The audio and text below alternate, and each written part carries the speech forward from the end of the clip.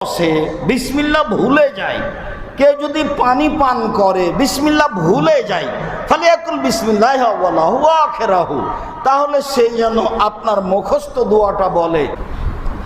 বিসমিল্লাহ না বললে খাদ্য শয়তান খায়, বিসমিল্লাহ না বললে খাদ্যে বরকত থাকে না, বিসমিল্লাহ বলে না ঢাকলে বিপদ আপদ খাদ্যের মধ্যে ঢুকে যায়। সব বুখারী মুসলিমের হাদিস ধারাবাহিকভাবে। আয়েশা রাদিয়াল্লাহু তাআলা আনহা বলেন, আকালান নবী ইয়াকুলুন নবী সাল্লাল্লাহু আলাইহি সাল্লাম তাআমাহু ফি সিত্তাতি মিন আসহাবি।